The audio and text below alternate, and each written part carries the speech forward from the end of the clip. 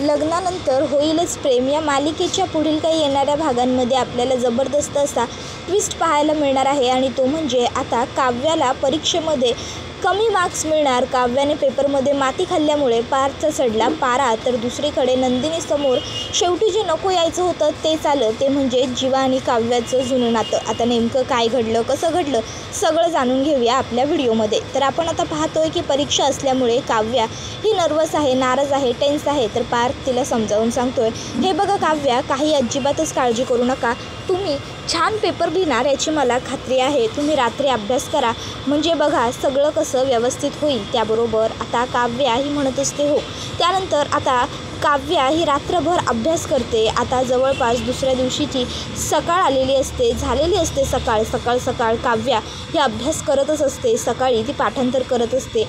आता पार्थला बेडरूममध्ये झोपायला काव्या जेव्हा सांगते तेव्हा पार्थ तिला ब्लँकेट्स देतो आणि काव्याला ही गोष्ट म्हणजे जीवाची आठवण देणारी असते. त्यामुळे मग काव्य जी आहे ती आता पटकन तिकडनं निघून गेलेली असते आणि ती आता गेस्ट रूममध्ये झोपलेली असते. त्यानंतर मग आता सकाळी जेव्हा ती परीक्षेला निघते तेव्हा नंदिनी काव्याला म्हणते, काव्या, तुझी जुनी सवय आहे, तू सगळं घेतेस पण रुमाल कायम विसरतेस. अगं वेढे, तुझा घाम पुसायला घरामध्ये काल मी होते, पण तिथे एक्झाम हॉलमध्ये कोण असणार आहे, हे घे. आणि मग ती काव्याला एक रुमाल देते आणि म्हणते, हा रुमाल तुझा घाम एक्झाम हॉलमध्ये सुद्धा पुसेल, कळलं का वेडाबाई. त्याबरोबर काव्या ही तो रुमाल बघते आणि तिला जीवाची आठवण येते, कारण जीवाने तिला हाच रुमाल असा एकदा दिला होता आणि आज नंदिनीने सुद्धा तिला तसाच रुमाल दिलेला असतो. आज काव्याला प्रत्येक पावलावर जीवाची आठवण येत चाललेली असते. पार्थ काव्याला लगेचच म्हणतो, काव्या हो, इथे अशा उभ्या काय आहात, चला आपल्याला लवकर परीक्षेला पोहोचायचं आहे, मी सोडायला येतो तुम्हाला. आता काव्या म्हणते ठीक आहे. आता पार्थ काव्याला सोडायला जाताना त्याची कार न काढता जीवाची बुलेट काढतो आणि म्हणतो, काव्य चला आज आपण बाईकने जाऊया. नाही काय आहे, कार काढली तर मग उशीर होईल, मध्ये ट्रॅफिक वगैरे लागेल, त्यापेक्षा आपण बाईकने जाऊया. त्यावर काव्या पार्थला नको म्हणत असते, पण पार्थ म्हणतो, वेळेवर पोहोचायचं आहे की नाही परीक्षेला, मग बसा. आता काव्या जेव्हा जीवाच्या बाईकवरती बसते तेव्हा जीवाबरोबर त्या बाईकवरती ती कुठे कुठे फिरायला गेली होती, त्या दोघांनी तिथे कुठे कुठे काय काय कशी कशी मज्जा केली होती, हे सगळं काव्याला आठवू लागतं. आणि आता काव्याच्या डोक्यात अभ्यास फिरण्याऐवजी जीवा आणि फक्त जीवा फिरू लागतो. पार्थ काव्याला उतरवतो आणि आता तुम्ही सावकाश पेपरला जा, मी बाहेर जातो. त्याबरोबर एवढं सांगून तो तिकडनं निघून जातो. आता पार्थ तिकडनं गेल्यावर काव्या हिला आतमध्ये जायला जरा वेळ असतो, त्यामुळे काव्या पुस्तक उघडते. इतक्यात तिच्यासमोर एक मुलगा त्याच्या गर्लफ्रेंडला सोडायला येतो आणि आता तोही त्याच्या गर्लफ्रेंडला किस करायला देतो, पण तिची गर्लफ्रेंडसुद्धा मध्ये हात अडवते आणि काव्याला आठवतं की जेव्हा जीवा तिला असं करायचा तेव्हा तीसुद्धा असाच हात अडवायची आणि जीवाला थांबवायची. आज काव्यासमोर सगळीकडे जीवा असल्यामुळे काव्या जेव्हा एक्झाम हॉलमध्ये परीक्षा द्यायला जाते तेव्हासुद्धा तिच्या डोक्यात फक्त जीवा आणि जीवाच रेंगाळत असतो आणि त्यामुळे काव्याचा पेपर हा खूप खराब गेलेला असतो. आता काव्या पेपरवरून घरी येईपर्यंत पार्थ तिची वाट बघतच थांबलेला असतो, पण काव्या घरी येते आणि थेट रडत खोलीमध्ये जाते. आता तिच्या मागून पार्थसुद्धा खोलीमध्ये येतो आणि तो काव्याला काय झालं विचारतो. काय झालं काव्या, तुम्ही का रडताय, हे बघा जे असेल ते मला सांगून टाका बरं, काही झालं आहे का. मग आता काव्या पार्थला सांगायला लागते, देशमुख अहो, कोणत्या तोंडाने सांगू तुम्हाला, आज खूप चुकीची गोष्ट घडली आहे. पहिल्यांदा माझा पेपर एवढा वाईट गेला आहे, एवढा घाण गेला आहे पार्थ, मला काहीच कळत नाही आहे, मी काय करू. अहो मला IAS बनायचं आहे ना, मग माझा पेपर जर हा खराब गेला तर मी कशी काय IAS बनणार आहे, मला खूप गिल्टी वाटतं आहे पार्थ, मी काय करू मला कळत नाही आहे. आता पार्थसुद्धा काव्यावर चिडतो आणि म्हणू लागतो, काय पेपर खराब गेला, काव्य याला काय अर्थ आहे. अहो इतका अभ्यास केला होतात ना तुम्ही, मग परीक्षा कशी काय अशी खराब देऊ शकता. नक्की अभ्यासच करत होतात ना काव्य, का फक्त मला दाखवत होतात की तुम्ही किती अभ्यास करताय, तुम्हाला किती स्ट्रेस आला आहे परीक्षेचा. नाही, कारण जर मला दाखवत होतात तितका स्ट्रेस, तितका अभ्यासाचा ताण खरोखर तुम्हाला आलेला असताना तर खरोखर तुम्हाला परीक्षा चांगलीच गेली असती असं मला तरी वाटतं. पण वाटत नाही तुमच्याकडे बघून की तुम्हाला खरोखर परीक्षेचा काहीतरी ताण आला होता, परीक्षेची काही काळजी वगैरे वाटत होती. काव्या, तुम्हाला काहीच वाटत नाही का परीक्षा खराब गेली मला वरतोंड करून सांगायला. हो, तुमच्या परीक्षेसाठी मी किती मेहनत केली, तुम्हाला अभ्यास करता यावा म्हणून, चक्क मला घोरण्याची सवय आहे म्हणून मी रात्रभर झोपलो नाही, कधी गेस्ट रूममध्ये जाऊन झोपलो, कधी बाहेर हॉलमध्ये जाऊन झोपलो. एवढेच काय तर तुम्हाला सकाळी लवकर उठता यावं म्हणून मी माझा अलार्म लवकरचा लावून ठेवायचो. मला जाग आला तरी चालेल, पण तुम्हालासुद्धा जाग आला पाहिजे म्हणून एवढी सगळी मी काळजी घ्यायचो आणि तुम्ही खरंच. त्याबरोबर काव्य आणखीन मोठमोठ्याने रडायला लागते. मग पार्थ विचार करतो की कदाचित आपण खूपच जास्त ओरडलो, काव्याला खूप जास्त बोललो. मग आता पार्थ हा काव्याजवळ पुन्हा येतो आणि काव्याला म्हणतो, हे बघा काव्या, आता रडत बसू नका, कारण रडून आता काहीही निष्पन्न होणार नाही आहे. रडल्याने उलट तुमचा वेळ वाया जाईल, तुम्हाला आणखीन जास्त त्रास होईल. त्यापेक्षा मी काय म्हणतो ते माझं शांतपणे ऐका. तुम्ही आता डोकं शांत ठेवा, रडणं बंद करा आणि काही काळजी करू नका. मला माहिती आहे तुम्ही इतका अभ्यास तर नक्कीच केला होतात की तुम्ही पास व्हाल. पास होण्यापुरतं तरी पेपर तुम्ही लिहिला आहे ना. काव्या, मी काय विचारतोय माझ्याकडे बघा आणि उत्तर द्या. काव्या म्हणते, हो पण मला भीती वाटते. पार्थ म्हणतो, काळजी करू नका, यूट्यूबवरती येऊन जाईल संध्याकाळपर्यंत आन्सर शीट, मग आपण बघूया. त्यावर काव्या म्हणत असते, पार्थ जर मी पास नाही झाले तर मी काय करू? अहो माझं स्वप्नच राहील. मला फर्स्ट अटेम्प्टमध्ये काही झालं तरी UPSC क्लिअर करायचे आणि IAS बनायचंच आहे हो पार्थ. त्याबरोबर पार्थ म्हणतो, घाबरू नका, सगळं व्यवस्थित होईल, करू आपण व्यवस्थित. पण काव्या काहीच ऐकत नसते, ती फक्त रडत बसलेली असते.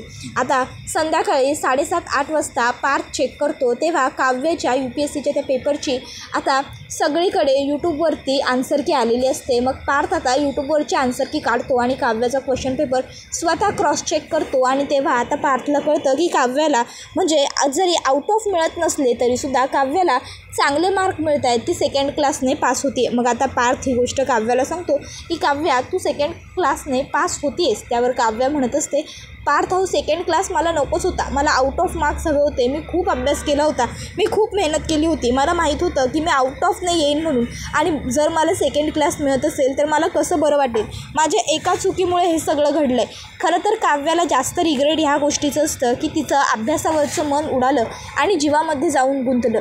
तिने तिचा पास्ट विचारण्याचा प्रयत्न केला, विसरण्याचा प्रयत्न केला, पण तिला ते जमलं नाही. या गोष्टीचं तिला सगळ्यात जास्त दुःख असतं की तिचं भविष्य म्हणजे पार्थने एवढे एफर्ट्स घेतले तरी तिच्या भूतकाळाने म्हणजे जीवाने तिचं भविष्य खराब करायला हातभार लावला आहे. आता पार्थ हा काव्याला म्हणतो, हे बघ का काव्या, आता उगाचच्या उगाच विचार करून जास्त स्वतःला त्रास करून देऊन काही मिळणार नाही आहे. त्यापेक्षा आता जर तुम्हाला सेकंड क्लास मिळाला आहे ना, तर यामध्ये आनंद माना आणि पुढच्या परीक्षेच्या आधी आणखीन जास्त मेहनत करा. जेव्हा तुम्ही आणखीन जास्त मेहनत कराल ना, तेव्हा तुम्हाला पुढा रिझल्ट हा नेहमी चांगलाच मिळतो. बघा, आता तुमची एक्झामसुद्धा 3 टर्ममध्ये असते, म्हणजे पहिले प्रिलियम्स, त्याच्यानंतर फायनल आणि त्याच्यानंतर इंटरव्ह्यू, बरोबर.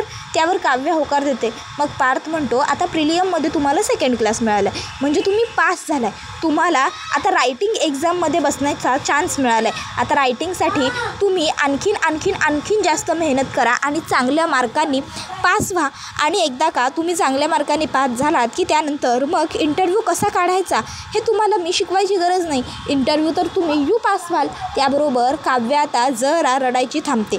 पार्थ म्हणत असतो, अहो भावी कलेक्टर व्हायचं आहे, कलेक्टर बाई, तुम्हाला अशा रडत बसणार आहात का मुळमुळू? उद्या तुमच्या रिजनमध्ये जर पाण्याचा काही प्रॉब्लेम झाला तर रडत बसाल की आमच्या रिजनमधलं पाणी गेलं म्हणून. मग त्याबरोबर पुढे पार्थ म्हणतो, काय काव्या तुम्ही पण, उद्या जर कुठे खूप मोठा दुष्काळ पडला, काही अडचण निर्माण झाली, वाहतुकीचा काही प्रॉब्लेम झाला, तर तेव्हा काही तुम्ही रडत बसणार आहात का की आमच्या रिजनमध्ये हा असा प्रॉब्लेम झाला आहे म्हणून? नाही ना. तेव्हा जिथे अडचण निर्माण झाली आहे तिथे जाऊन तुम्ही सोल्युशन कसं काढता येईल याचा विचार कराल की नाही? असाच विचार कराल ना की चला बाबा, आता जे व्हायचं होतं ते तर झाले, पण या सगळ्यामधनं आता मार्ग कसा निघणार, का रडत बसाल? त्यावर मग काव्याला पार्थचं पटतं आणि काव्य आता पार्थला सांगते, देशमुख, आता मी आणखीन जास्त जीव लावून मन लावून सगळ्या बुद्धीनिशी विचार करेन आणि या येणाऱ्या परीक्षेत टॉप करून दाखवेन. तुम्ही बघा, मी आता फक्त पास झाली आहे, पण पुढे मी आणखीन चांगलं करून दाखवेन. आणि मग पार्थ म्हणतो, ये होईना बात, मी आलोच. आणि आता त्याला एक फोन येतो, तो फोनवर बोलायला जातो. तर इकडे काव्या ही मनात म्हणत असते, देशमुख तुम्हाला कसं सांगू, मी कमी मार्क्स मिळवलेत याचं मला दुःख नाही वाटत आहे, तर मी माझ्या भूतकाळ आठवण्याच्या चुकीमुळे कमी मार्क्स मिळवलेत. जर मी कमी मार्क्स मिळवले असते तर मला दुःख नसतं वाटलं, रिग्रेट नसतं राहिलं. मला वाटलं असतं की मी अभ्यासात कुठेतरी कमी पडली आहे आणि मी अभ्यास आणखीन जास्त जोमाने केला असता, पण मी माझ्या भूतकाळामुळे मागे पडते ही गोष्ट मला कधीच पसंत पडणार नाही आहे.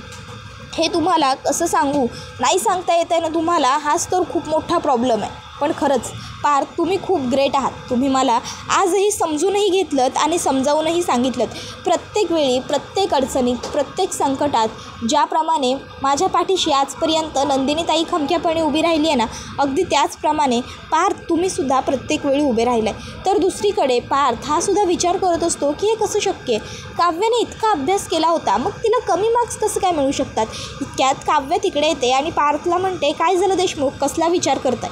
पण आता पार्थ हा काव्याला काही एक गोष्ट सांगणं टाळतो आणि म्हणतो की हाच विचार करतोय की माझ्या मांजरीसाठी आज सेलिब्रेशन करायला काय मागू, आईस्क्रीम की पेस्ट्री. त्यावर काव्या म्हणते, ओ तुम्हीच ते नाव जे युगला मार्क्स कमी मिळाले म्हणून युगवर रागवले होते ते.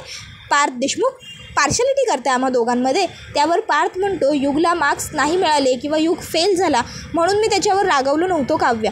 मी युगवर रागवलो होतो कारण युग माझ्याशी खोटं बोलला, युगने माझ्यापासून गोष्टी लपवल्या. जर त्याने मला खरं सांगितलं असतं की दादा मी नापास झालो आहे तर कदाचित मी त्याच्यावर चिडलो असतो, पण थोडा चिडलो असतो. आता तुमच्यावरही चिडलोच की थोडासा, पण नंतर मी तुमच्या बाजूनेही विचार केला, तुम्हालाही समजावून सांगितलं, समजून घेतलं. कळतं आहे का तुम्हाला. आणि तुम्ही मुळात पास झालात, युग पासही झाला नव्हता आणि तरीही त्याने हे सगळं घरातल्यांपासून लपवून ठेवलं. तुम्ही आमच्यापासून काही लपवलं नाही. तुम्ही घरी आलात आणि ढसाढसा रडलात, तुमचं मन माझ्याकडे मोकळं केलं. तुम्ही असा विचार नाही केलात की पार्थ माझ्यावर चिडेल, पार्थ मला रागवेल, पार्थ काय विचार करतील, पार्थ काय बोलेल. नाही, तसं युगने ते सगळं केलं. कळतं आहे का तुम्हाला. आपल्या कुटुंबापासून एखादी गोष्ट लपवणं ही खूप वाईट गोष्ट असते. आता मग मात्र काव्य मनात म्हणते, देशमुख जेव्हा मी तुमच्यापासून काय काय लपवलं हे तुम्हाला कळेल तेव्हा तुम्ही काय रिॲक्ट व्हाल. आणि आता काव्या ही गप्प होते, तिचा चेहरा नाराज होतो. त्यावर लगेचच पार्थ म्हणतो, आता तुम्हाला युगसाठी वाईट वाटतं आहे का. हे बघा काव्या, युगसाठी वाईट वाटून घेण्याची अजिबात गरज नाही आहे. मी युगच्या बाबतीत जे काही केलं आहे ना ते अत्यंत योग्य केलेलं आहे. आणि आता जर पुढच्या वेळी तुम्ही माझ्याकडे रडत आलात ना की मला कमी मार्क्स मिळाले किंवा मी नापास झाले वगैरे वगैरे काहीही कारण घेऊन, तर मी तुमच्यावरही रागवे ना. लक्षात आलं ना. आणि आता चला, दुपारचे 4 वाजत आलेले आहेत. तुमच्या रडारडीमध्ये आता मी पेस्ट्री मागवली आहे, ती पुढच्या 15-20 मिनटात येईल. मग आपण छान पेस्ट्री खाऊन सेलिब्रेट पण करू आणि जरा पोटाचा खड्डासुद्धा भरू. त्याबरोबर दुसरीकडे नंदिनीने आता काव्य परीक्षेला गेल्याच्यानंतर वसवत्ते आणि रम्याला घराबाहेर जाताना पाहिलेलं असतं. आता त्यांचं ओझरतं बोलणं नंदिनीने ऐकलेलं असतं की आता एकदा का आपल्या हातात हा फटाकडा लागला की पुन्हा एकदा घरामध्ये आपण बॉम्बस्फोट करू.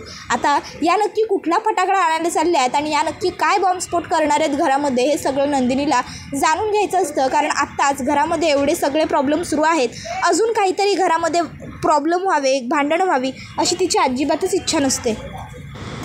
म्हणून मग ती आता नेमकं हे क्रॉस चेक करत असते की वसवत्त्याचं आणि रम्याचं काय चाललं आहे. मग आता तीसुद्धा सुनीता काकूंच्या कॅफेमध्ये वसू आणि रम्याच्या मागे पोहोचलेली असते.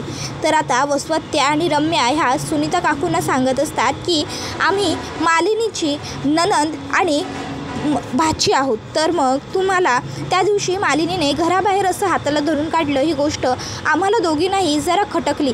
म्हणजे खरं तर मालिनीचा स्वभावच असा नाही आहे, तरीही तिने हे केलं, का केलं हे विचारण्यासाठी आम्ही आलो. रम्या म्हणत असते, मालिनी मामी असं वागली म्हणजे नक्कीच काहीतरी मोठं आणि ठोस कारण असणार. आणि याआधीसुद्धा तुम्ही गणपतीमध्ये आमच्या घरी येऊन गेला होतात, त्यावेळी असं वाटत होतं की तुमची आणि मालिनी काकूची मैत्री मामीची मैत्री खूप घट्ट आणि खूपच घट्ट आहे. मग तरीही मालिनी मामी तुमच्याबरोबर असं का वागली, तुम्ही आम्हाला जरा सांगू शकाल का. त्याबरोबर पहिले तर तिची सांगण्याची तयारी नसते, पण मग काव्या आणि जीवाबद्दल यांना सांगून टाकू का असा ती मनात विचार करायला लागते. रम्या आणि वसवत्त्या म्हणतात, जे काही असेल ते तुम्ही आमच्याशी शेअर करू शकता, आम्ही कोणाला नाही सांगणार. मग आता लगेचच ती म्हणते, नाही सांगणार नाही सांगाच, उलट जर सांगणार असाल तरच तुम्हाला सांगून त्याचा काहीतरी अर्थ राहील. त्याबरोबर वसवत्त्या आणि रम्या म्हणतात, काय झालं, तुम्ही अशा चिडलात का. मग ती सांगते की तिची जी थोरली सून आहे ना काव्या, तिचं एक्स्ट्रा मॅरिडियल अफेअर आहे. लग्ना अगोदरसुद्धा ती त्या मुलाबरोबर फिरायची आणि आता लग्नानंतरसुद्धा ती त्या मुलाबरोबर फिरते. मी तुम्हाला त्याचा चेहरा दाखवते, 1 मिनटं थांबा. आणि मग आता ती त्यांना ते फुटेज दाखवते ज्यामध्ये जीवा आणि काव्या एकत्र असतात. आता जीवा आणि काव्याला एकत्र बघून वसवत्त्या आणि रम्याला तर खूप मोठा आश्चर्याचा धक्काच बसतो. पण रम्या जरा खुशसुद्धा होते. रम्या विचार करते की चला आता जेव्हा ही गोष्ट घरामध्ये सगळ्यांना समजेल, मामा मामीला समजेल, तेव्हा त्यांना कळेल की सतत ते जे काही काव्याच्या नावाचा जप करतात ते अत्यंत चुकीचं आहे. कारण काव्या मुळात तिच्या नावाचा जप करावा ह्या लायकीचीच नाही आहे. आता आपण ह्या घरी जाऊन बॉम्बस्फोट लगेचच करायचा आहे. म्हणजे काय होईल, म्हणजे सगळेजण मिळून काव्याला घराबाहेर काढतील आणि मग मी होणार मिसेस पार्थ देशमुख. त्याबरोबर लगेचच आता वसवत त्या रम्याला म्हणायला लागते, रम्या गप्प बस तू, उगाचच्या उगाच काहीतरी वेड्यासारखं बडबडू नकोस. हे बघ, असं आपण घरी जाऊन काहीही करायचं नाही आहे. अजून आपल्याला पूर्ण सगळं शोधून काढावं लागेल, पुरावे आपल्या बाजूने वळवावे लागतील, मिळवावे लागतील आणि त्यानंतर मगच आपण घरात सगळ्यांना काहीही सांगू शकतो. सध्या विक्रम आणि मालिनी त्यांच्या दोन्ही सुनांच्या प्रेमामध्ये इतके वेडे आहेत ना की त्यांना काय खरं काय खोटं, काय चूक काय बरोबर हे सगळं कळतच नाही आहे आणि म्हणून ते आंधळ्यापणी त्यांच्या सुनांची बाजू घेत आहेत. त्यामुळे आपल्याला जे काही करायचं आहे ते व्यवस्थित विचार करून विचारपूर्वक करावं लागणार आहे. कळलं का तुला? आपण उगाचच्या उगाच काहीतरी चुकीचा निर्णय घेऊ आणि ते आपल्यालाच महागात पडून जाईल असं काही आपल्याला करायचं नाही आहे. सध्या आपल्याला सगळं व्यवस्थित करायचं आहे, वेल सॉर्टेड, वेल सेटल्ड. कळलं? नंतर काहीही आपल्या मागे लागेल असं आपल्याला वागायचं नाही आहे. तर हे सगळं आता नंदिनीने बघितलेलं असतं, ऐकलेलं असतं आणि नंदिनीला आता जे कळायला नको होतं ते जीवा आणि काव्याचं रिलेशनशिप समजलेलं असतं. आणि जीवा आणि काव्याचं रिलेशनशिप समजता क्षणी नंदिनीच्या पायाखालची जमीन हदरलेली असते, सरकलेली असते. नंदिनीच्या पुढे संपूर्ण अंधार आलेला असतो, डोळ्यात अश्रू दाटलेले असतात, पाण्याच्या स्वरूपात अश्रू डोळ्यावरून गंगा जमुना बनून वाहत असतात. नंदिनीला धक्का बसल्यामुळे नंदिनी खाली कोसळलेली असते आणि हे सगळं काय घडून बसलं, हे सगळं कसं झालं, म्हणजे जीवा आणि काव्या हे दोघं जणांशी मी विचारही नाही करू शकत आहे. या दोघांनी का वागले असं, हे दोघं का खोटं बोलले आमच्याशी, काय या लोकांनी आम्हा सगळ्यांची फसवणूक केली, असं सगळं आता नंदिनीच्या मनामध्ये येऊ लागलेलं असतं. आणि नंदिनीला मनातून हेच वाटत असतं की जीवा आणि काव्या दोघांनी मिळून पार्थ आणि तिची फसवणूक केलेली आहे आणि हे अत्यंत चुकीचं आहे. ते जे वागले ते अजिबातच एक्सेप्टेबल नाही आहे वगैरे वगैरे आता नंदिनी विचार करू लागते. त्याबरोबर आता हा व्हिडिओ इथेच संपतो. व्हिडिओ आवडला असेल तर व्हिडिओला लाईक करा, चॅनलवर नवीन असाल तर चॅनलला सबस्क्राईब करा आणि बेल आयकॉन आठवणीने प्रेस करा, जेणेकरून तुम्हाला पुढच्या प्रत्येक व्हिडिओचं नोटिफिकेशन मिळत जाईल आणि सर्व व्हिडिओंचा आनंद हा अगदी उत्तम पद्धतीने घेता येईल. मित्रांनो, तुम्हाला काय वाटतं? आता नंदिनीला सगळं सत्य समजल्यानंतर नंदिनी घरी जाऊन जीवाला जाब विचारणार का, काव्याला जाब विचारणार का, की नंदिनी आता काही आणखीन वेगळं पाऊल उचलणार, ते आम्हाला कमेंट करून नक्कीच सांगा. त्याचबरोबर व्हिडिओला लाईक करा, चॅनलला सबस्क्राईब करा, बेल आयकॉन प्रेस करा, जेणेकरून तुम्हाला पुढच्या प्रत्येक व्हिडिओचं नोटिफिकेशन मिळत जाईल आणि सर्व व्हिडिओंचा आनंद अगदी उत्तम पद्धतीने घेता येईल. चला तर मग मित्रांनो, आजच्या पुरतं इथेच थांबूया. पुढचा व्हिडिओ येईपर्यंत टाटा, बाय बाय, धन्यवाद, take care all of you.